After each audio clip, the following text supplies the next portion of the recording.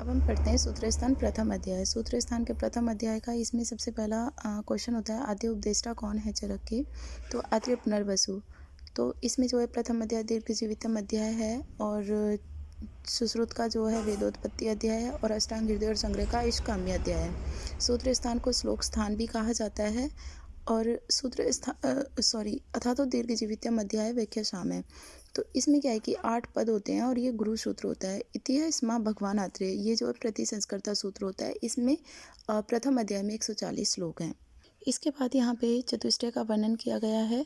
तो अनुबंध चतुष्टय, इसमें 4 चीज़ें होती हैं, जैसे अभिधेय, प्रयोजन, संबंध और अधिकारी। अभिधेय में क्या होता है? हेतु दोष द्रव्य, और हेतु दोष द्रव्य स्वरूप को इसको स्कंध त्रय भी बोलते हैं। प्रयोजन में क्या है? जैसे आयुर्वेद का प्रयोजन हो गया, धातु साम्य क्रिया च उक्ता तंत्र अस्य प्रयोजनम तथा आतुरस्य विकार प्रशमने अप्रमाद स्वास्थ्य रक्षणम। फिर उसके बाद है संबंध। संबंध में क्या है? वाच्य वाचक लक्षण संबंध होता है, जैसे एक बोलने वाला एक सुनने वाला। अधिकारी, अधिकारी में क्या हो गया? जैसे ब्राह्मण क्षत्रिय वैश्य, ये ही 3 हैं जो इस शास्त्र का अध्ययन कर सकते हैं और कोई नहीं कर सकता।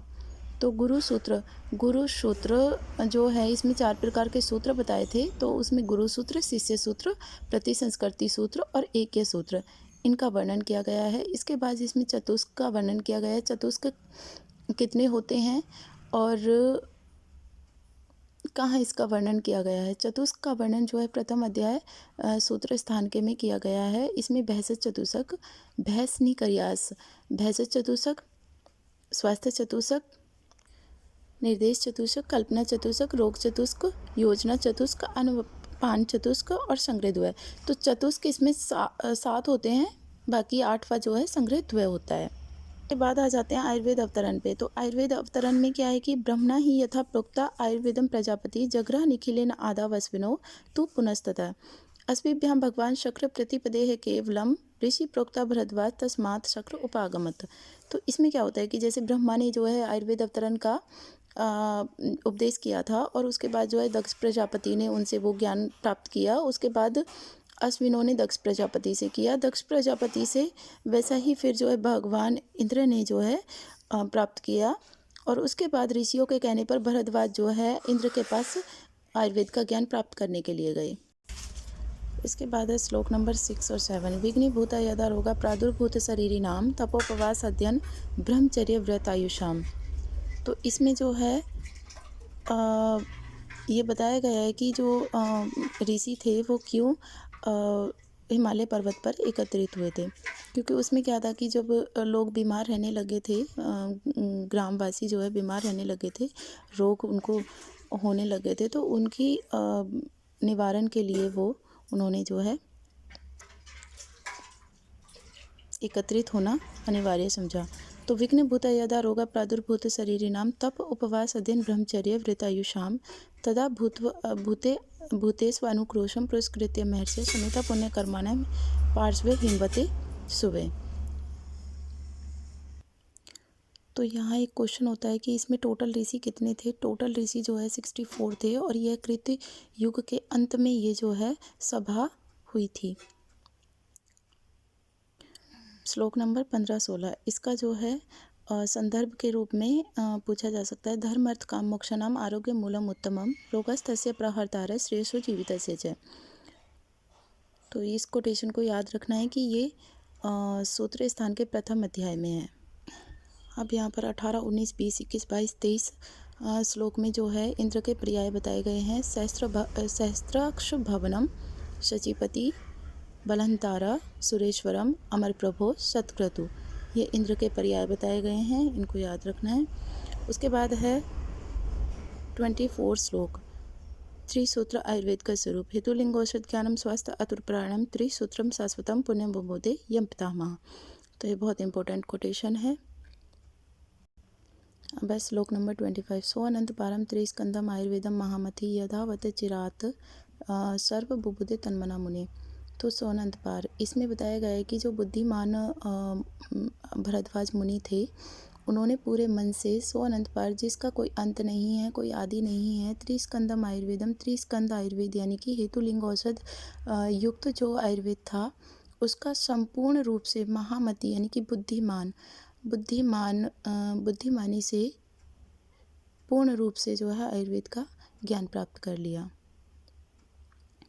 उसके बाद है श्लोक नंबर 28। इसमें जो है इसकी ये लाइन सामान्यम च विशेषम च गुणान द्रव्यानि कर्म च समवाय च तज्ज्ञात्वा तत्रोक्तम विधिमा स्थिता लेभिरे परम सरम जीवितम चाप्य नित्वरम। तो ये कोटेशन बहुत इंपॉर्टेंट है, सठ पदार्थ के विषय में आई है। और सठ पदार्थ जो हैं इन्होंने सठ पदार्थ का वर्णन किया है चरक ने और वैशेषिक ने। और इसमें जो है महर्षि कणाद ने द्रव्य गुण कर्म सामान्य विशेष समवाय, ये महर्षि कणाद का है। और वैशेषिक दर्शन जो है, वैशेषिक दर्शन को अलौक्य दर्शन भी बोलते हैं। अब यहाँ पे कोटेशन 30 और 31 है। अथ मैत्री परम पुण्यम आयुर्वेदम वेदम पुनर्वसु शिष्येभ्यो दत्तवान षडभ्य सर्वभूत गुणानुकंप्या अग्निवेशश्च भेलश्च जतुपर्णप्राशरः हारितशार्पाणिश्च जुगृहु स्तन मुने वचः। तो इसमें सिर्फ ये बताया गया है कि आत्रेय पुनर्वसु के 6 शिष्य थे, अग्निवेश, भेल, जतुगन, पराशर, हारित और शार्पाणी। उसके बाद कोटेशन आती है अथ अग्निवेश प्रमुखान विविशु ज्ञान देवता। तो अग्निवेश जो है प्रमुख थे शिष्यों में। तो उनमें क्या था कि 8 ज्ञान देवता बताए गए हैं, जो बुद्धि, सिद्धि, स्मृति, मेधा, धृति, कीर्ति, क्षमा, दया। तो इसका पूछा जाता है कि ज्ञान देवता कितने होते हैं? 8 होते हैं। कौन कौन से होते हैं? बुद्धि, सिद्धि, स्मृति, मेधा, धृति, कीर्ति, क्षमा, दया। उसके बाद है नेक्स्ट कोटेशन हिताहितम सुखम दुखम आयुस्तस्य हिताहितम मानम च तच्च यत्रोक्तम आयुर्वेद से उच्यते। तो आयुर्वेद की परिभाषा का वर्णन यहाँ पे किया गया है। तो पूछा जा सकता है कि आयुर्वेद की परिभाषा का वर्णन कहाँ किया गया है? तो सूत्र स्थान के प्रथम अध्याय में किया गया है। और उसके बाद है इसके लक्षण का वर्णन, आयुर्वेद के लक्षण का वर्णन कहाँ किया गया है? चरक सूत्र 30 में। तो इसमें कंफ्यूज नहीं होना है। उसके बाद है 82 आयु के लक्षण और पर्याय बताए गए हैं। शरीर इंद्रिय सत्वात्म संयोगधारी जीवितम नित्यगश अनुबंधश्च पर्याय आयुरुच्यते। तो ये आयु के पर्याय बताए गए हैं। शरीर इंद्रिय सत्व यानी कि मन और आत्मा के संयोग को आयु कहते हैं। धारी, जीवित, नित्य और अनुबंध, ये जो हैं आयु के पर्याय हैं। एक यहाँ पे एक कोटेशन आती है 43 तस्य आयुष्यम पुण्यतमो वेदो वेदविता मत है।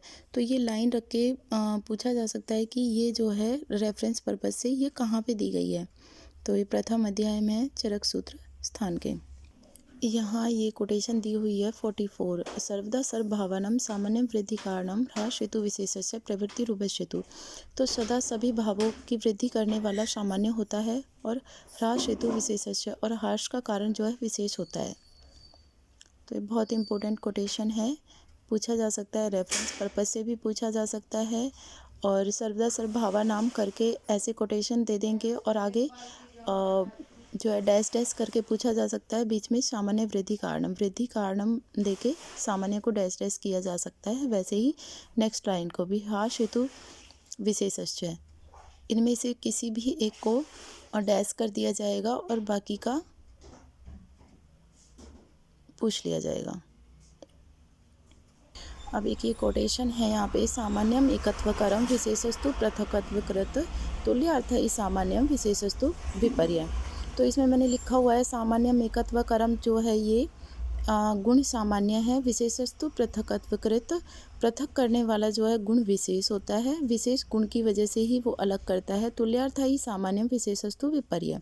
तुल्यार्थ ये कर्म सामान्य हो गया, तुल्यार्थ ही सामान्य और विशेषस्तु विपर्य, और ये कर्म विशेष हो जाएगा। तो इसमें इसकी हिंदी में लिखा हुआ है जो विभिन्न बुद्धि को उत्पन्न करता है वह विशेष, अर्थात जो अलग करने वाली बुद्धि है उसे विशेष कहा जाता है। सामान्य तुल्य अर्थ को बतलाता है, विशेष इनके विपरीत अर्थ का बोध कराता है।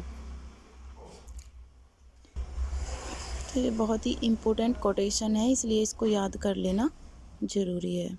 क्वेश्चन पूछा जाता है, वैसे न्याय ने पर अपर 2 ही सामान्य बताए हैं। उसके बाद हम पढ़ते हैं नेक्स्ट कोटेशन 46 सत्वात्मा शरीरम चैत्रियम एतत्रि दंडवत लोक तिष्ठति संयोगात्र तत्र सर्व प्रतिष्ठितम। तो जीवात्मा का आधार बोला है सत्वात्मा शरीरम च त्रियमित त्रिदंडवत। तो त्रिदंड बोला है सत्व आत्मा और शरीर के संयोग को। लोक तिष्ठति संयोगात्र तत्र सर्व प्रतिष्ठितम। तो इनके संयोग से ही यह लोक और जीवात्मा युक्त शरीर रहता है, इसी शरीर में सब कुछ प्रतिष्ठित है। स पुमांश्चेतनम तच्च तच्चाधिकरणम स्मृतम वेदस्यास्य तदर्थी वेदोयम संप्रकाशित। आयुर्वेद का अधिकरण है सत्व आत्मा और शरीर के संयोग को ही पुमान यानी कि पुरुष कहते हैं, पुमांश चेतन कहते हैं। वही सत्वात्मा और शरीर युक्त चेतन है। वही मिलित रूप से सत्व आत्मा और शरीर का आयुर्वेद शास्त्र का अधिकरण है। इसी सत्वादि विशिष्ट लोक के लिए इस आयुर्वेद शास्त्र का प्रकाश किया गया है। आज इतना ही करेंगे, आगे का हम कल करेंगे। Thank you.